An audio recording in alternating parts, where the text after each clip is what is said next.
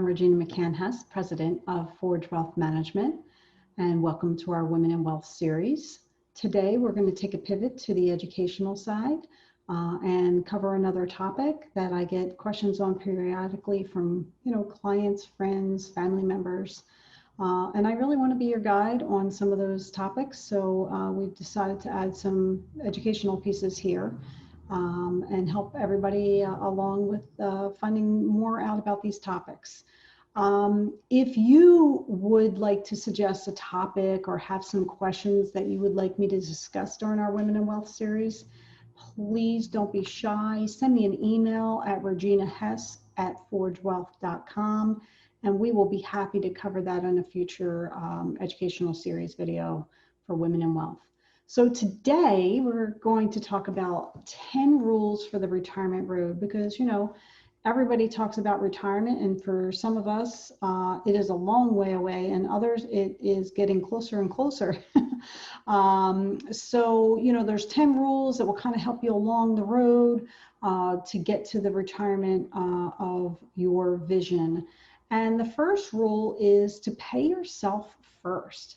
That's the most basic rule that you could have, and it includes putting the maximum amount possible in your 401k plan, in your IRA, and mutual funds through deductions from your bank account. Or if your employer allows it, deductions directly from your paychecks.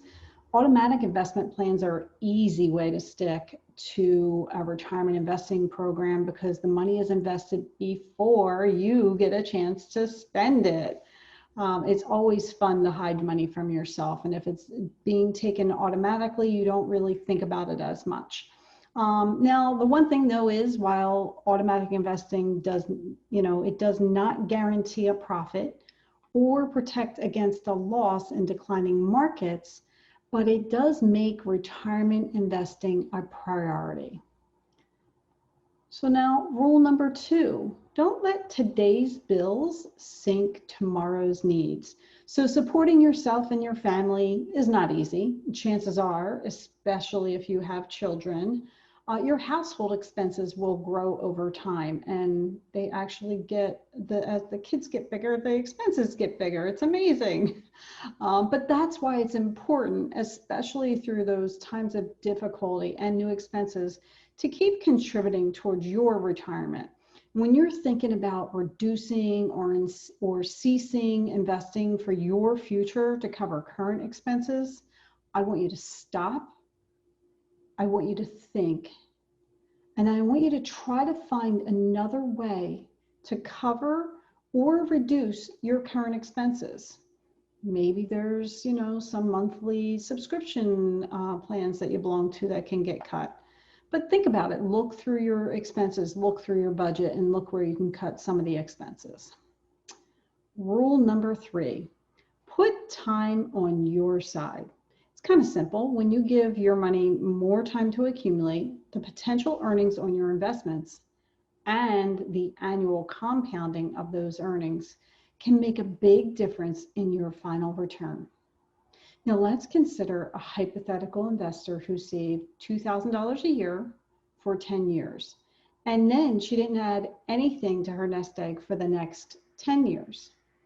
Okay, so at the end of those 20 years, her balance that she has is $50,042. Now that's assuming she earns 6% annually in a tax-deferred account. Another hypothetical investor waited 10 years, then tried to make up for lost time by investing $3,000 annually for the next 10 years. Now, even though he invested more, $30,000 versus the early bird's $20,000, he still ends up with a smaller nest egg. Now, assuming he also earned the 6% per year, his final account value is only $41,915. So that's a big difference. And of that $41,915, most of the procrastinator's nest egg, 72% of it, is the principal that he invested. Whereas the early bird's account, 60% of her money is earnings and only 40% is her original investment. Big difference. So rule number 4, don't count on Social Security. You know, you hear different things in the news about, you know, Social Security is not going anywhere, but it's still very difficult to predict what changes may be made to the program before you're ready to retire, especially if you have many, many years before you get to that goal. Now, according to the Social Security Administration, Social Security benefits represent 33% of the income of the elderly. Now, by 2035, there will be more than 78 million Americans over the age of 65, compared with the approximately 56 million of today. So now, while the dollars and cents results of this growth is hard to determine, you know, it's clear that investing for your own retirement is a prudent course of action. Okay, how about rule number 5? Resist borrowing from your 401k plan. As a financial advisor, this is one of my golden rules. You do not borrow from your 401k plan. There are loans. Loans are a popular feature of 401k plans. People like being able to access their own money, but many financial advisors, like myself, recommend against borrowing from that, but recommend borrowing from other sources like an equity loan taken from their home before looking at a 401k loan as a solution. One of the biggest concerns as a financial advisor that I have with 401k loans are the tax penalties, because if you were to switch jobs before your 401k loan is repaid, it can bring unwanted tax consequences. You may be able to pay off or transfer your loan to your new employer's plan, but if neither option is available to you, your loan balance will be considered a distribution from your plan. Now, this distribution is taxable as ordinary income and may be subject to a premature distribution penalty of 10%. Unless, of course, you meet the age exemption provided by the Internal Revenue Code. So be really, really careful about that. Okay, rule number 6, do not cash out your retirement plans when switching jobs. When you leave a job, the vested benefits in your retirement plans are an enticing source of money. It may be difficult to resist the urge to take that money as cash, particularly if retirement is many years away. But generally, you will have to pay federal income taxes, state income taxes, and a 10% penalty if you're under 55. So if you add that up, so let's just take an example of somebody's situation where they're under 55. Their state income tax is 7.5%. Their federal income tax bracket is 24%, and they have to pay a 10% penalty for taking that money out of a retirement plan. So they lose 41.5% of the money that they take out to taxes. So when you add it up, it really doesn't make a lot of sense to do it that way. So instead, when you're changing jobs, you generally have 3 options for leaving your money in the retirement plan invested. You can keep your money in the old employer's plan. You can roll it to an IRA, or you can transfer the money into your new employer's plan if that plan accepts rollovers. So you want to, talk through this with your advisor and see which one's best for you. But keep in mind that there are advantages and disadvantages to an IRA rollover. Okay, so you can talk through that with your advisor before going forward, but always advantages and disadvantages. How about we talk about rule number 7, taking advantage of your IRA options. So different types of IRAs have different eligibility requirements and different advantages and features, but almost everyone can have some kind of IRA. So the Roth IRA has become a really popular way to expand retirement investing for many investors, because although contributions are not deductible, tax deductible, Roth distributions can be tax-free if certain conditions are met. So now, while traditional IRA owners are required to make distributions beginning at age 72, The Roth owners are not required to take any distributions during their lifetime. And of course, you know, being 2020 this year under the CARES Act, required minimum distributions for traditional IRAs are waived for this year in 2020. But, you know, going back to normal rules, most likely next year. And now with various IRA options available today, it's also important to know why you are investing. Are you investing to reduce current taxes? Are you trying to save for your retirement? Are you trying to pass assets on to heirs?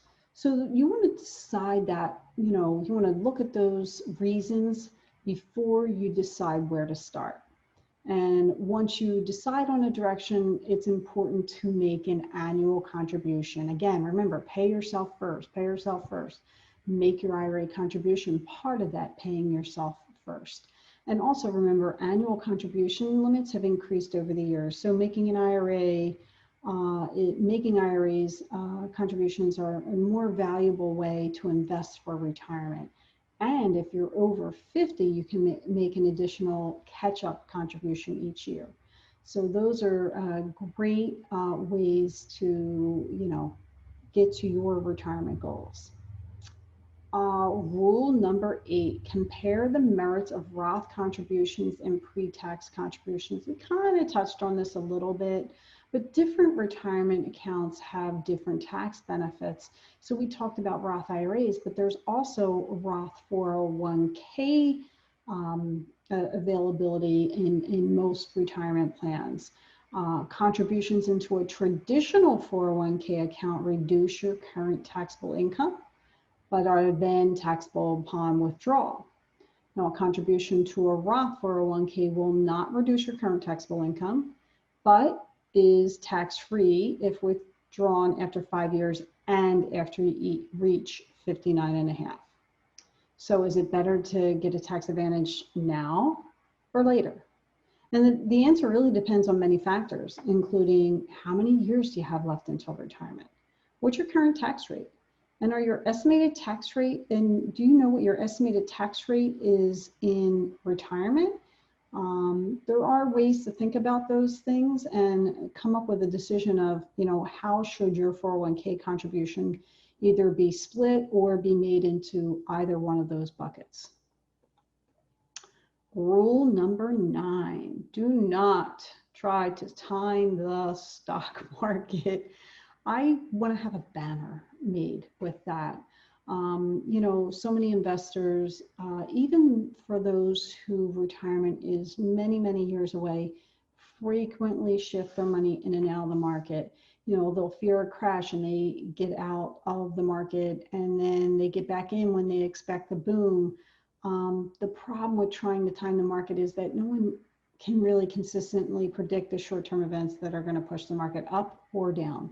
So it may be better to consider an investing plan, adjusting your goals, your time frame, your risk tolerance that diversifies your investments, allocates them among different asset classes, and rebalances your portfolio.